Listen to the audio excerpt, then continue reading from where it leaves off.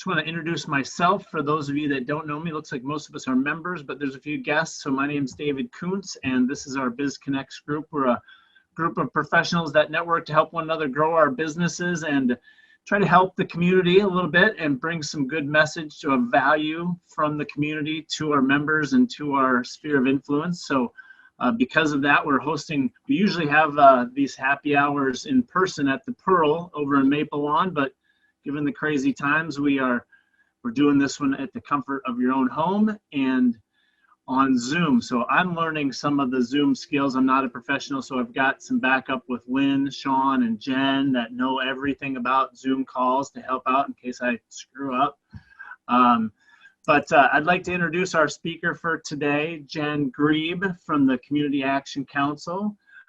Jen, a little bio of Jen here. Jen joined the Community Action Council of Howard County as its Director of Resource Development in May of 2017.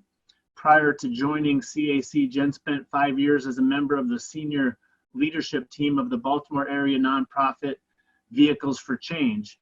She directed fundraising, marketing, and the organization's donor-facing operations. Jen holds a Master of Arts in Writing from DePaul University. And a little known fact about Jen that I find very interesting is that she's an amateur furniture builder.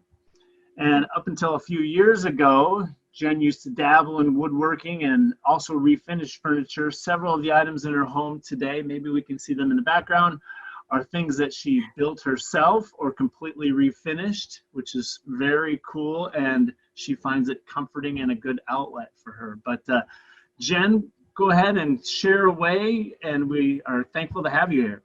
That was a great introduction. Thank you. Thank you for having me. Let me go ahead and share my screen.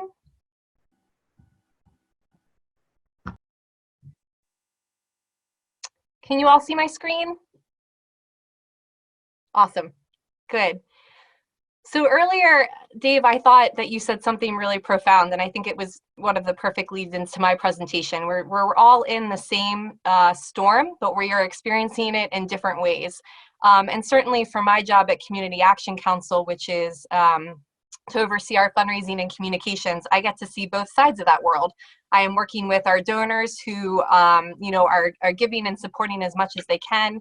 And at the same time, I'm working directly with our team that are serving those people who are on the ground and impacted the most. And it really has been eye-opening to see what an impact something like this can have on our community. So I'm going to give you a little bit of an overview on the Community Action Council and then delve into our COVID response and share with you all the work that we're doing in Howard County right now. So the Community Action Council was established in 1964. Our mission is to diminish poverty, enable self-sufficiency, and advocate for low-income families. We are Howard County's designated anti-poverty organization, truly responding to families where they are in crisis. We have more than 116 team members, and really, truly, our organization is volunteer powered. So there are more than 4,000 people that volunteer with us annually, including many of you within this group, giving more than 22,000 volunteer hours to our organization. We operate 7 sites across Howard County, and we serve more than 40,000 people every single year.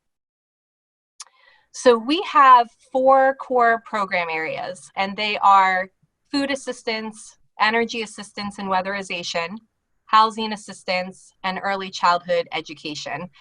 So really touching on 4 big areas, and then we have several wraparound services that are part of this as well that we give to the community. So our food assistance program, I would say that probably our most visible program is the Howard County Food Bank, although at the same time there is a lot of branding confusion that people don't know that that's a program that's run by the Community Action Council. So we do operate the Howard County Food Bank, and we also support 14 other food pantries throughout the county. We run on a fiscal year, and last fiscal year we provided a little more than 1 million pounds of food to 33,275 people just at the food bank. And this stat is always staggering to me because when you think about Howard County and our organization is serving just Howard County residents, you don't think about it as a place where there are people who really have great need. But the reality is that more than a quarter of the people that live in this county really struggle to make ends meet. And that was pre-COVID. That was the statistic before going into this kind of economic instability. So in Howard County, about 5% of the population are below the federal poverty line. And then there's another 21% that make more than that federal poverty line cutoff, but are still struggling to pay their bills on a day-to-day basis. And we're serving that entire clientele. Also, as part of our food assistance program, we operate a community garden, which some of you may be familiar with. It's over by Long Reach High School, and it produces a little more than 3,000 pounds of food every year that we distribute to clients at our food bank. For those of you who may not have seen our food bank before, it's not like your typical food bank. It's really set up like a grocery store, and really driven by that idea of client choice, where families are coming in and picking what works for them. And they're not only getting the shelf-stable items like you'd see it at most food banks, but they're also getting things like milk and eggs and meat, diapers and feminine hygiene products. Like all of that is part of what we try to distribute as well. So what's happening in our COVID response? I would say at this point, really since March, of all of our programming, our food assistance has been impacted the most. And our food bank has really been leading the initiative across the county to provide food to those who need it. The demand has increased since mid-March. We are working currently with Neighbor Ride and also a network of volunteers to deliver food to people who can't make it to our food bank. And since mid-March, we've also been operating a series of pop-up pantries on a weekly basis that are strategically placed in either low-income neighborhoods or neighborhoods where there's a high population of senior citizens for people who can't get to our food bank. So in all, every single week, we have 8 different distribution windows. And this statistic is staggering to me, but in 2 months, we have provided food to more than 12,000 people. And in that typical time frame, in a non-COVID time frame, we would be providing food to about 8,000 people in that same window. So 12,000 people have gotten food from us since the beginning of March. And we don't see that declining anytime soon. That need is still pretty great.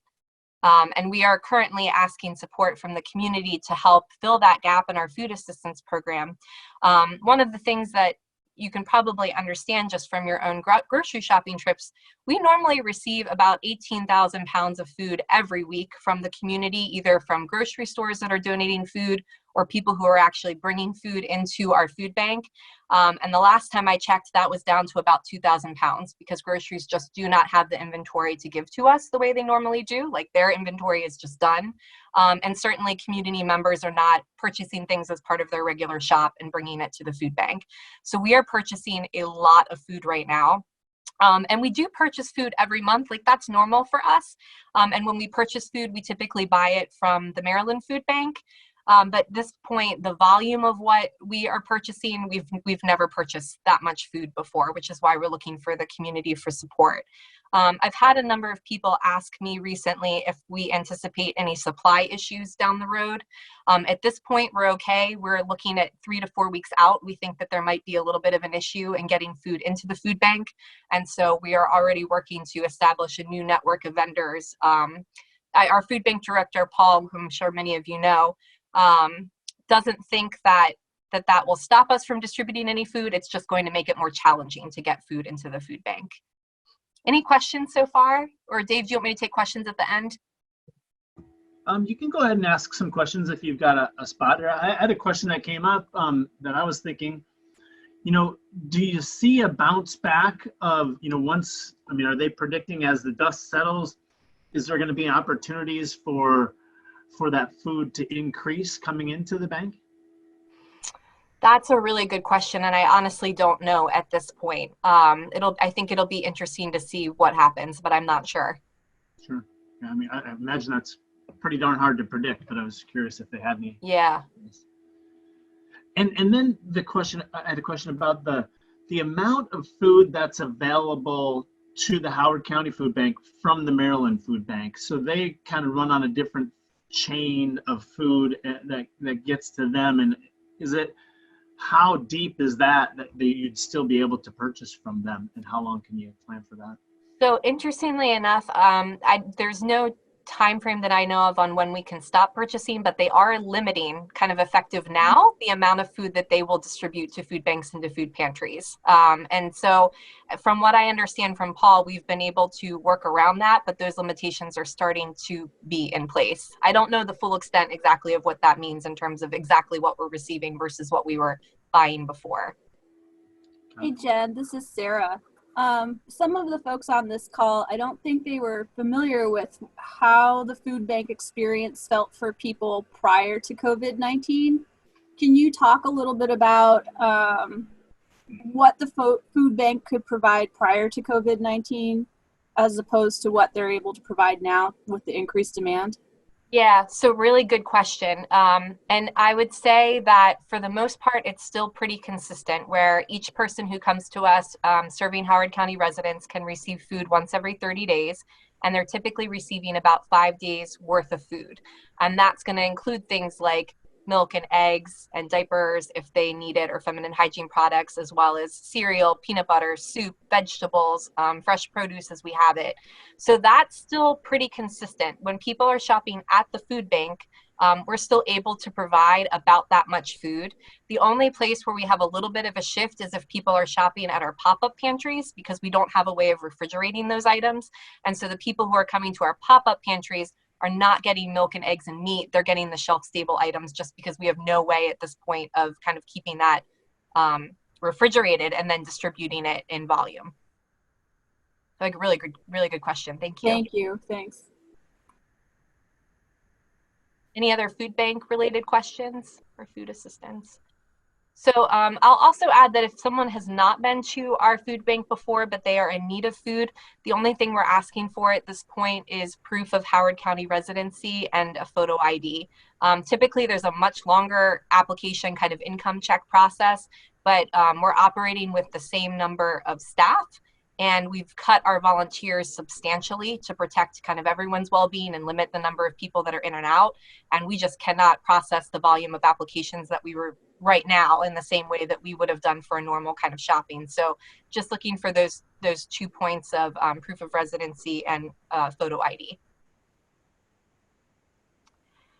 So our housing and energy assistance program. I have to be honest with you, the housing assistance is what's keeping me up at night right now. And I think that, and our entire team thinks that in a matter of months, this is really where the increased massive need is going to be. So in that program, our role is preventing eviction. And as many of you probably know, at this point, no evictions can happen in Maryland. For no late fees can be, given to any families for bills that are accruing. But the bills are accruing. They're still going to be due this coming summer. And we're already starting to get an influx of applications of people who are looking at, now 2 months in of not having paid their rent and knowing that they're really going to have a problem come June, July when those bills are due again. And this is an area that really stresses me personally, because I think about the amount of money that it's going to take to help each of those families with their rent versus the amount of money that it takes to purchase food to serve that volume. So that's something that we're looking at as a team and looking at where we have funding opportunities. And at this point, we're projecting that at least 60 to 70 families are going to need assistance with 2 to 3 months of rent come June or July. And so that's an area that's very, very worrisome to our organization. We also provide energy assistance, and actually we are the organization in Howard County. If anybody either has their utilities cut off or is at risk for having their utilities cut off, they have to come through our organization to get assistance for that. And we partner with BG&E. Right now, all turnoffs are suspended with BG&E, so nobody's at risk for losing their utility assistance, and they're also waiving late fees. That is, at this point, that is through June 1st, and so we'll have to see in another week or so what decision BG&E is going to make in terms of whether or not they'll extend that. But we are also encouraging families to apply for energy assistance now, so that when those bills that are accruing become due, they're already in our pipeline to help assist them with those payments. Any questions about housing or energy before I move on to education? No. So We also operate early childhood education programming throughout Howard County. So we operate Head Start. A lot of people are familiar with Head Start. We have 322 students enrolled in full day, full year programming at 4 centers. And we're actually working on opening up a 5th center that will be in the Long Reach area, hopefully sometime in January of next year.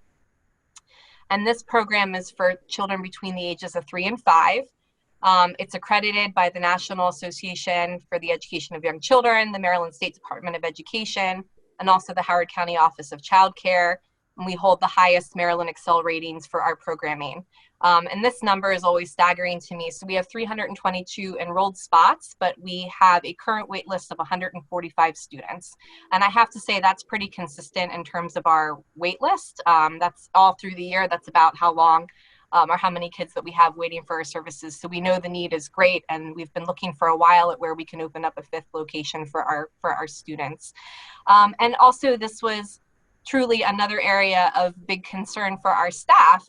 You know, our kids are coming from vulnerable families and really benefit from the structure and the safety of having a full day, full year programming. And so knowing that those programs are currently closed following the school system, we had a lot of concerns about how we could help support parents in this area and how we could make sure that those kiddos were staying well and safe while they were not in school. And so just a little bit of information about our immediate response. Following the school system, our Head Start program has been closed since March 16th. We have made sure to distribute food to those families. We had a couple specific distributions just for those families at the start, and now we're working them into the pop-up pantries and to the distribution windows that already exist at the food bank. And we are also providing online instructional support through a program called ABC Mouse. And then we also are providing as much family support as we can to mom and dad, and making sure that they have the resources they need to parent well during what is an extremely stressful time for them in their homes. Jen? Yeah.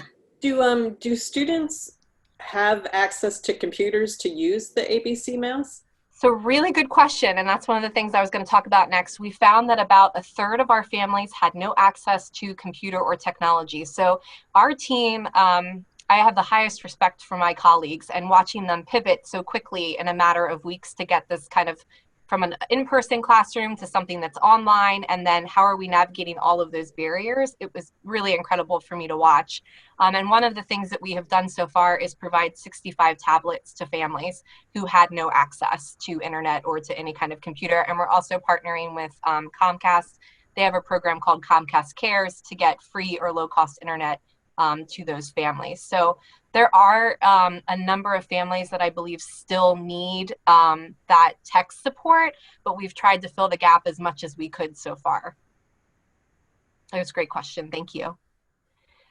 So we launched online learning on April 14th. We have daily live morning and afternoon circle times with our teachers through Zoom. Again, we also have these targeted assignments that we're doing in the Khan Academy preschool, and we've been providing, we've provided these 6 to 5 tablets and helped families connect with internet support as they need it. The other thing that's really interesting to me is that we have about 20% of our students require some kind of ongoing support that we provide in the centers. And that might be speech and language, mental and behavioral support. There's a number of students in our program who have lived through some level of trauma and require some kind of additional support to help them navigate that. All of that we're now providing through teletherapy. And that was something else that our team had to turn around really quickly. We wanted to make sure that those students who might be getting that support in the classroom, that doesn't stop just because they're at home. And at this point, I believe 42 of our families are currently unemployed due to COVID, 42 of our Head Start families. And so our team is working with them to help them apply for unemployment and receive the assistance that they can get in that area as well.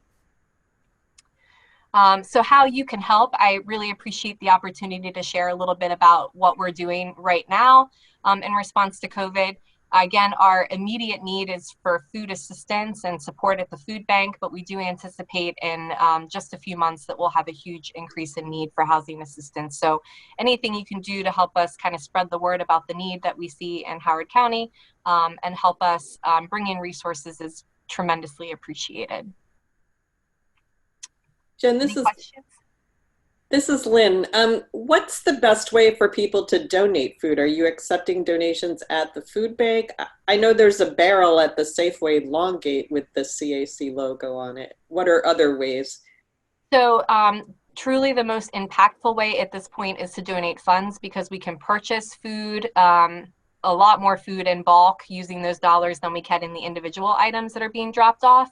But we do have a donation bin outside of the food bank on good weather days that's there. And if somebody has food, they can take it to that bin in the parking lot and not have to worry about getting out of their car, going in and, kind of being in a place that's got a high volume of people. But great question. And there are, I think, 3 Safeways that are collecting food for us as well.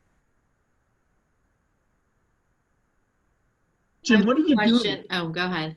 No, go ahead, Allison. Okay, Jen, NeighborRide, I use them a lot for clients. I did not know that the volunteers are doing food delivery. To volunteer for that, do we just go directly through NeighborRide? Yes. Okay. Yeah. And we do, if anybody's interested in volunteering, we do occasionally still need volunteers at the pop-up pantry, and I can connect you with our volunteer coordinator for that. We're actually partnering with an organization called COAD, Community Organizations Active in Disaster, and they're coordinating all of the volunteers to help staff the pop-up pantries, but we could use assistance there as well. I'm gonna stop sharing my screen so that I can kind of see more of the faces and all the people that are here. This is how I do it. Oh, yes, I see your. Sorry. I was playing. So I'm not known for my softball questions, so I apologize if this is intense or not, and feel free to just say, yeah, we'll talk to somebody else about that. But so one of the things I've noticed is a lot of grassroots efforts locally here in Howard County, specifically Columbia. And there's an organization of people who is, just a grassroots gathered group, Columbia Community Care. Mm-hmm. And so what I'm wondering is, are there collaborative conversations, or is there any work happening or communication happening between what they're doing with their efforts and what you guys are doing with your efforts, or what's that relationship look like, and how does it unfold, and how do you view it? Yeah, so it's interesting. I was just looking at that a couple days ago, and I think that group is so awesome because you have all of these members of the community that are coming forward and taking ownership and being part of that process, and that's awesome. We are not currently partnering with them. We do partner with a number of other organizations for the pop-up pantries. And in fact, that was kind of done in collaboration with the school system and also Howard County government, was to identify the areas of high need, and then also figure out how we're bringing food there and how to staff it. But we are certainly open to collaborating with any other organization that wants to work with us to get these pop-up pantries going. Because it makes sense to me that there would be like a strategic kind of big picture look at providing food where it's needed. But I also think it's incredible when people take things into their own hands and run with it. Like that, it's an awesome group. Well, I guess that's my question. So as a faith leader, I know the value of working in human services without being bound by some of the restrictions of being a 501c3 that's not, in a faith space, or being a non-government organization and doing that work. And so I would love to make those connections if it's, this is a networking group, right? So I'd love to make those connections and provide some opportunity there for some conversations. So I'd love to talk about that after too. Yeah, that sounds great. I would be definitely open to it. Thank you. So Sheik typed a question into the chat because he was not sure his audio is working. And he asks, what kind of housing assistance is needed and what can we do for that? Ideas, suggestions. Yeah, so that is really going to be all about raising funds. And so pre-COVID, on average, we were providing about $800 a month to families who needed help preventing eviction. And so right now, from a projection standpoint, we're looking at having to provide at least $1,600 to those families, if not more. And so at this point, we're really just looking to see if there are grant opportunities and also if there are any members of the community who want to donate for that cause. And then that way we've got money to work from when those families are coming our way. Housing is an area that, and there might be some people in this group that are aware of that, where funding has really been cut in a number of ways over the last couple of years. So even before COVID, we really struggled to have enough funds to meet the number of people that were coming to us for housing assistance. And so it's certainly an area of worry for right now. Jen, is the Community Action Council connected with the organization called 1 Month's Rent in any way, or are you guys familiar with it? Yeah, we are there. I love 1 month's rent. I actually was just talking to Ann Dodd and Jane Parrish earlier this week and saying, I'm really stressed about housing. Like, like, can we talk about this? Yes, we are. So we are actually their fiscal agent. So all of their contributions we process, and we handle all of the applications and make recommendations to them for how those funds are used. And so our 501c3 status gives their donors the ability to take a tax deduction, and then we're the ones who are actually receiving the applications from the community, and we have kind of their guidelines on how they'd like those funds to be used, and we recommend families to them, and they review those applications and decide which ones get funded through their funding. Their program is incredible because a number of the grants we have for housing are really restricted, and so having funding coming in from 1 month's rent lets us meet the need for families who might make a little bit more than what those federal or state grants are saying that we can support. And it just gives us the ability to help a wide range of families. It makes a huge difference. So is the majority of housing funding that CAC puts out now, is that coming to you through 1 month's rent almost exclusively besides the grants, or are there other avenues? So there are other avenues. We certainly have money from state dollars and federal dollars for housing in addition to 1 month's rent. And then there are a number of people in the community who feel really passionate about housing. And when they give, that's where they'd like that money to go. And so that's really the pool that we're working from for in terms of the dollars we have to put back out into the community. Excellent. Thank you. Yeah. So I heard some murmurs around the idea that there could be a second stimulus that's housing specific. And I'm wondering if you or anyone in your department or your organization has heard anything around that as it relates to like the late summer, early fall. There's some discussion around that. Do you have any information around that or any awareness about those discussions at all? I don't, but that's a really good question. And I can go back to our president and see if there's something that she knows that I haven't heard yet. We have daily senior management calls so that we're kind of all in the loop of what's going on, and I haven't heard anything reported on that yet, but I certainly think there's a need. And for us, and to Dave, to your point, kind of one of the things that you had said at the start of this, it's a really interesting balance where we have a number of people who are generous enough to donate their stimulus checks to us because that's they don't really have a need for it. And at the same time, we're telling our clients, hold on to that stimulus check, like save that for your rent. So it's a very interesting, it's an interesting split. And then also, for the sake of the numbers and statistics, would you be willing to share the slide deck that you used for this presentation today with us? Sure. Yeah, absolutely. What are you doing with people that come? I know you said they're able to come in once a month to get food. So if you've got a person that's in need, are you guiding them to other facilities or other organizations to try to get? Because I could just picture, what can you get at the food bank on one particular day? And if you got to feed a handful of kids, my oh Lord, that's not solving the problem. What do you do? Yeah, we're definitely pointing them towards other resources. And one of the things that we have the ability to do is to help them with their SNAP applications and to help stretch that a little bit further too. And so not only are we helping them with the food, but also kind of saying, here are other places where you can go for resources. And if you have already tapped those out, let's talk about that SNAP application, get you qualified for that so that you can use that as well to help fill that gap. It is very stressful, truly, for a lot of families right now. What's the plan for the big fundraiser that you guys normally do this year? That's a toughie. What are you going to do? That's a good question. Yeah, our Holland Awards dinner. I mean, at this point, we're still planning to proceed with it. It's at the end of October, but it's certainly something that we're paying attention to. Yeah, I can't imagine my life without Holland. That's kind of like my number one thing for a number of months. Yeah. This is more of a general question for everybody on the call, but what do you guys think about David's COVID goatee that he's sporting now? The longer it gets, the grayer it gets. It's going to have to get trimmed up here pretty soon. I think they're calling all those guy beards the stay in place space now.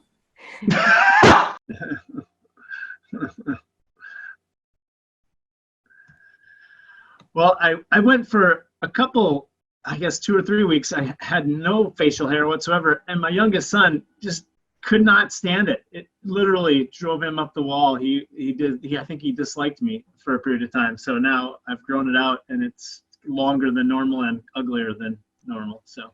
Okay, I derailed us, so I'll get us back on track here. So if someone's doing their personal shopping and they're wanting to make hard donations, what are the items that you would encourage people to purchase and bring? The most popular items are the things that make the most sense for people to add to their shopping lists and bring in to donate.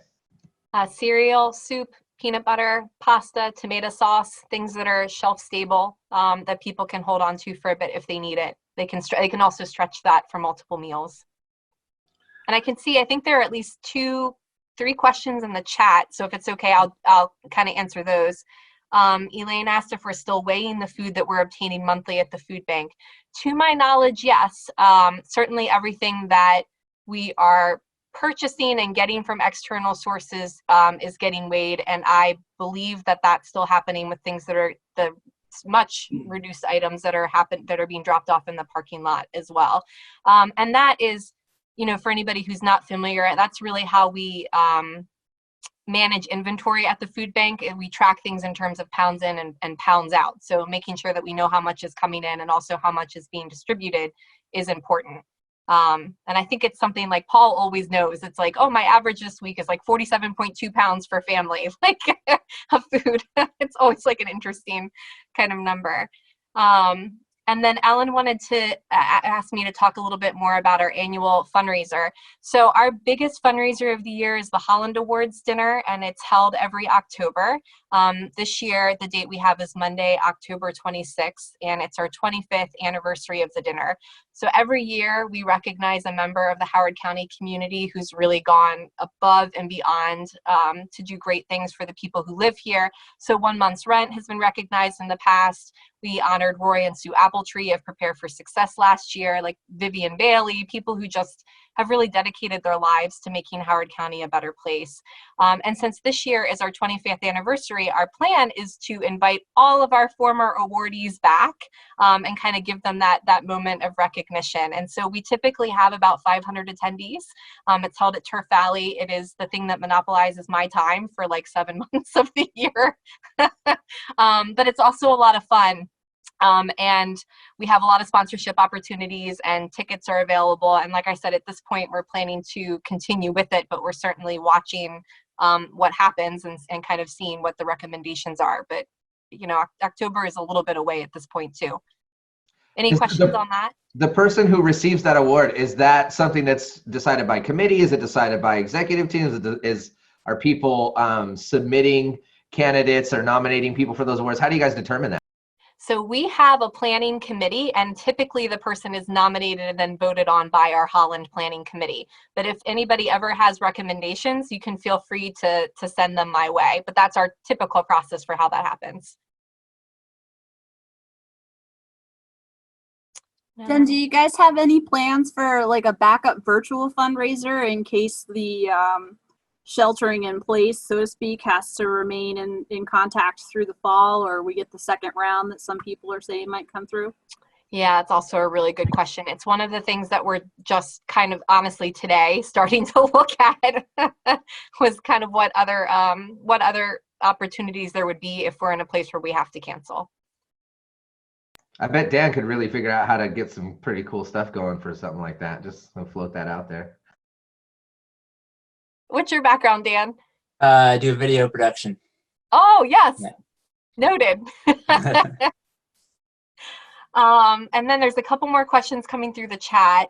What time will the food will be served? So that's for the food bank question. Is that what that? Yeah. So at the food bank, we have 8 different, we have 3 pop-up pantries that are happening throughout the week, and then 5 different shopping windows that are happening at the food bank. I don't know the times of the pop-up pantries off the top of my head, but for the food bank, people can get food on Tuesdays from 1 to 4, Wednesdays from 1 to 4, and then 5 to 8, Thursdays from 1 to 4, and Saturday mornings from 9 till 12. And that was a lot of data, so I can type that in the chat or send that in an email if anybody's interested in that time. And then Ellen asked about auctions or live auctions.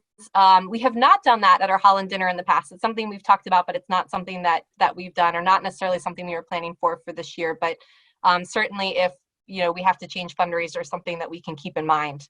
So thank you. And then how big is our team? So CAC's staff is about 116 people overall. So lots of work being done by a lot of people. My team is me and one part-time person.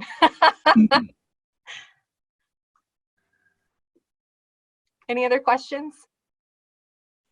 This is great. Thanks, Jen. This is awesome information. Thank you for sharing. And one of the things that we try to do, so we do our share of volunteer work at the food bank, although we were only allowed to bring 4 people in the last time we were there. Sarah led the way with a few others at our last trip there, but we really appreciate everything that you guys do there and all of the programs that you're involved in. So this is fantastic, and we'll do everything we can to spread the word for you, get it out to anybody and everybody that's willing to listen. So thank you for spending a few minutes to share with us. I appreciate that.